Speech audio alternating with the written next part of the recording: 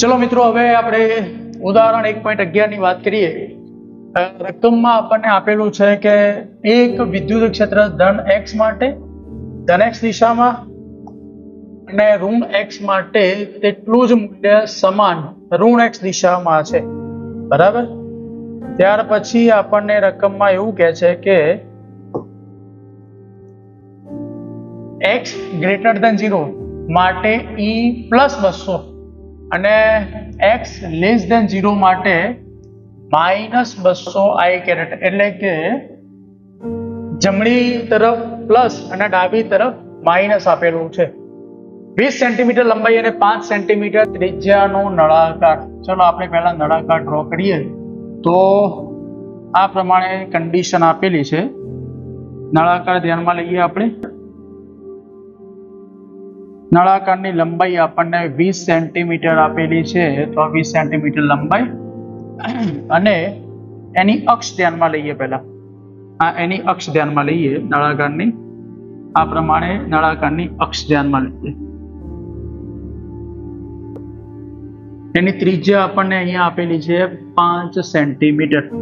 ચલો 5 સેન્ટીમીટર એની ત્રિજ્યા ધ્યાનમાં લીધી છે। અહીંયા એવું કહે છે કે ઉગમ બિંદુ એના સેન્ટરમાંથી પસાર થશે। ઉગમ બિંદુ અહીં લેવાનું છે આપણે, બરાબર। ઉગમ બિંદુ O, x બરાબર 10 સેન્ટીમીટર અને બીજી x બરાબર -10 સેન્ટીમીટર આવેલી છે। સપાટીની વાત કરીએ, એક સપાટી પ્લસ તરફ અને એક સપાટી માઇનસ તરફ, એટલે આ જે સમતલ આપેલા છે એ અહીંથી +10 સેન્ટીમીટર અંતરે અને આ બીજું જે સમતલ છે એ -10 સેન્ટીમીટર અંતરે આવેલું છે, બરાબર। હવે દરેક સપાટ બાજુમાંથી બહાર આવતું કુલ ફ્લક્સ કેટલું હશે, એટલે આ બે સમતલ સપાટી જે આપેલી છે એમાંથી બહાર આવતું ફ્લક્સ કેટલું હશે એ શોધવાનું છે। બીજા નંબરમાં નળાકારની વક્ર બાજુમાંથી, પહેલામાંથી સપાટ બાજુ વાત કરેલી છે, બીજામાં વક્ર સપાટીમાંથી અને ત્રીજામાં નળાકારમાંથી, એટલે કે આખા નળાકારમાંથી કુલ કેટલું ફ્લક્સ બહાર આવતું હશે એ આપણે શોધવાનું છે, બરાબર। ચલો સૌથી પહેલા આનું જે વિદ્યુત ક્ષેત્ર ક્યાં પ્રસરેલું છે એ સમજી લઈએ। તો +200 જેટલું જમણી તરફ, એટલે આનું વિદ્યુત ક્ષેત્ર આ પ્રમાણે જમણી તરફ જાય છે, જેનું મૂલ્ય તમને રકમમાં આપેલું છે +200 ન્યૂટન પર કુલમ, +200 ન્યૂટન પર કુલમ। અને ઉગમ બિંદુથી ડાબી તરફ જે વિદ્યુત ક્ષેત્ર પ્રસરેલું છે એની કિંમત આપણે -200 લેવાના। રકમમાં આપેલું છે એ પ્રમાણે -200 ન્યૂટન પર કુલમ, બરાબર। હવે પહેલા બે સમતલ સપાટી આપેલી છે એના માટે ફ્લક્સ શોધીએ। તો આ બાજુની વાત કરીએ તો ત્યાં ફ્લક્સ લેફ્ટ સાઈડ માટે φL વિચારો, તો φL બરાબર સૂત્ર લખાશે E A cos θ, આમ લખાય સદિશ E ડોટ સદિશ A, આપણે એનું મૂલ્ય લખીએ આપણે તો E A cos θ આવું લખી શકાય, બરાબર। જો કે આપણે સીધું જોઈ શકીએ અહીંયા કે વિદ્યુત ક્ષેત્ર ડાબી તરફ છે અને આ ક્ષેત્રફળનું ક્ષેત્રફળ સદિશ પણ ડાબી તરફ થશે। વિદ્યુત ક્ષેત્ર પણ ડાબી તરફ છે, આ દેખાય છે વિદ્યુત ક્ષેત્ર પણ ડાબી તરફ, કેટલા મૂલ્યનું -200 ન્યૂટન પર કુલમ। તો આ બંને વચ્ચેનો એંગલ કેટલો થશે, θ બરાબર 0। તો અહીં θની કિંમત આપણે 0 લઈ અને સાદુરૂપ આગળ વધારીએ તો કિંમત મળશે આપણને EA cos 0, અને cos 0 ની કિંમત થવાની મિત્રો 1, એટલે આપણને E અને A નો જે પણ ગુણાકાર હશે એ ધન મળશે, બરાબર। હવે આના માટે E ની કિંમત આપણને આપેલી છે 200 ન્યૂટન પર કુલમ, બરાબર। સારા માઇનસ, આ માઇનસ ઉગમ બિંદુથી ડાબી તરફ વિદ્યુત ક્ષેત્ર છે એ બતાવે છે, પણ અહીં આપણે ક્લિયર જોઈ શકીએ છીએ કે વિદ્યુત ક્ષેત્ર અને ક્ષેત્રફળ સદિશ બંને એક જ દિશામાં છે, તો θ 0 બને, cos 0 ની કિંમત 1 આવે, કિંમત મૂકી સાદુરૂપ આપીએ તો એની કિંમત 200 મળી। હવે એ એટલે ક્ષેત્રફળ આપણને ખબર નથી, તો આ સમતલ વક્ર સપાટી જે આપેલી છે એના માટે ક્ષેત્રફળ શોધવું હોય તો A બરાબર πr² પરથી શોધી શકાય, બરાબર। પાઈ ની કિંમત 3.14 મૂકવાના, r ની કિંમત તમને 5 આપેલી છે સેન્ટીમીટરમાં, તો 0.05 એનો સ્ક્વેર કરો, અથવા તો 5 ગુણ્યા 10⁻² કરી એનો સ્ક્વેર કરો, તો આનું ક્ષેત્રફળ જે તમને મળશે એ કિંમત 7.85 ગુણ્યા 10 ની -3 ઘાત 7.85 ગુણ્યા 10 ની -3 ઘાત જેટલું મીટર સ્ક્વેરમાં એનું ક્ષેત્રફળ મળશે. બરાબર. આ જે કિંમત મળી મિત્રો એ કિંમતને અહીંયા ગુણી દઈએ. 7.85 ગુણ્યા 10 ની -3 ઘાત.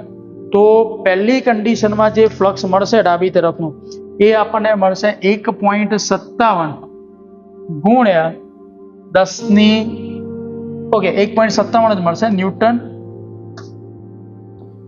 ન્યૂટન મીટર સ્ક્વેર પર કુલમ, જે આનો એકમ છે ફ્લક્સનો એકમ. 1.57 ન્યૂટન મીટર સ્ક્વેર પર કુલમ આ ડાબી તરફનું આપણને ફ્લક્સ મળ્યું. બરાબર. 1.57 ન્યૂટન મીટર સ્ક્વેર પર કુલમ. હવે એ જ પ્રમાણે જમણી બાજુના ફ્લક્સની વાત કરીએ તો જમણી બાજુ જે ફ્લક્સ મળશે આ બાજુની સપાટીનું એને લખીએ આપણે phi r. તો phi r બરાબર એ જ પ્રોસેસ કન્ટિન્યુ કરીએ. E ડોટ a લખી શકાય E a cos theta. E a cos theta. હવે આની તરફ જોજો થીટા કેટલો થાય છે. આ E સદિશ આ દિશામાં, વિદ્યુત ક્ષેત્રનું સદિશ જમણી તરફ. આ જે તમને આડછેદ દેખાય છે એ આડછેદનું ક્ષેત્રફળ માટેનું ક્ષેત્ર સદિશ પણ જમણી તરફ. આ કન્ડિશનમાં પણ થીટા બરાબર 0 થશે. બરાબર. એટલે અહીં લખીએ આપણે E a cos theta cos 0 ની કિંમત કેટલી થશે 1.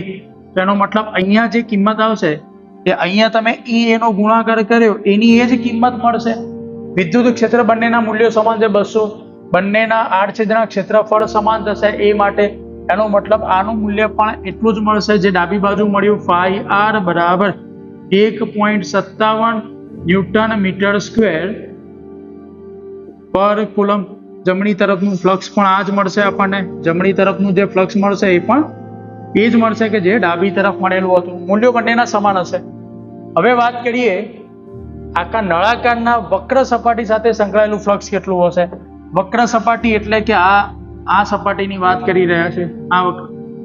હવે એનું કોઈ પણ જગ્યાએ દાખલા તરીકે અહીંયા કોઈ નાનકડો ખંડ ધ્યાનમાં લઈએ તો એનું ક્ષેત્રફળ સદિશ ક્યાં જશે? આ પ્રમાણે ઉપરની તરફ જવાનું. બરાબર. અને એ બિંદુમાંથી નીકળતું વિદ્યુત ક્ષેત્ર તમે જોશો તો જમણી તરફ જાય છે આ પ્રમાણે. તો એની અંદર થીટા તમારું 90 ડિગ્રી બને છે. cos 90 ની કિંમત શું થવાની? 0 થવાની. એનો મતલબ કે આખો જે આ વક્ર ભાગ બતાવેલો છે એ વક્ર ભાગ સાથે સંકળાયેલું ફ્લક્સ 0 મળશે. કેમ? 90 ના કોણના કારણે. એટલે અહીં જે નળાકારની વક્ર બાજુમાંથી ફ્લક્સ પૂછેલું છે અહીં લખી શકાય બીજા માટે નળાકારની વક્ર સપાટી સાથે સંકળાયેલ ફ્લક્સ કેટલું મળશે? પાઈ કર્વ પાર્ટ છે એટલા માટે phi c લઈ લો 0. બરાબર. આ કિંમત કેવી મળશે? 0 મળશે. સિલિન્ડરના કર્વ ભાગ માટે 0 મળશે. તો હવે ત્રીજામાં પૂછેલું છે કે આપણને કુલ ફ્લક્સ કેટલું મળશે. કુલ ફ્લક્સ નળાકારમાંથી બહાર આવતું કુલ ફ્લક્સ કેટલું હોય? કુલ ફ્લક્સ એટલે કે ડાબી બાજુનું ફ્લક્સ અહીંયા જે મળેલું છે ડાબી બાજુનું ફ્લક્સ, જમણી બાજુનું ફ્લક્સ અને પેલું વક્ર સપાટી વાળું, આ ત્રણેયનો સરવાળો કરીએ આપણે. બરાબર.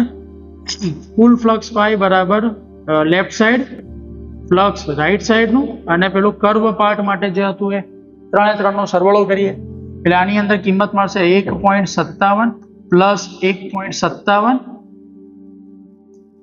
પ્લસ 0. હવે એનો સરવાળો કરો એટલે આપણને જે આન્સર મળશે એ આવવાનો 3.14 ન્યૂટન મીટર સ્ક્વેર પર કુલમ. ન્યૂટન મીટર સ્ક્વેર પર કુલમ. આટલું આપણને કુલ ફ્લક્સ મળશે.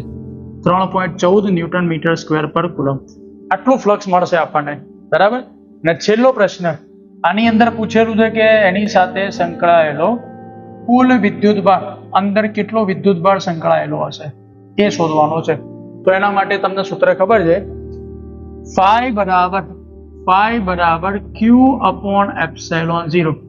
તો q ને કરતા કરો phi into epsilon 0. ફ્લક્સની કિંમત તમને 3.14 આખા નળાકાર સાથે મળેલી છે અને એપ્સિલોન 0 ની કિંમત તમને ખબર છે 8.85 ગુણ્યા 10 ની -12 ઘાત. મિત્રો આનું સાદુરૂપ આપશો એટલે તમારા આ સમઘનની આ સિલિન્ડર જે આપેલો છે એની અંદર કેટલો વિદ્યુતભાર સંકળાયેલો હશે તો 2.78 ગુણ્યા 10⁻11 ઘાત 2.78 ગુણ્યા 10⁻11 ઘાત કુલમ આટલો વિદ્યુતભાર આ સિલિન્ડર એટલે કે નળાકારની અંદર રહેલો હશે. બરાબર. તો આ પ્રમાણે દાખલો બે સપાટી માટે, વક્ર સપાટી માટે, આખા નળાકાર માટે અને એની અંદર સંકળાયેલું જે ફ્લક્સ છે એ આ 3 પગલામાં શોધી શકાય.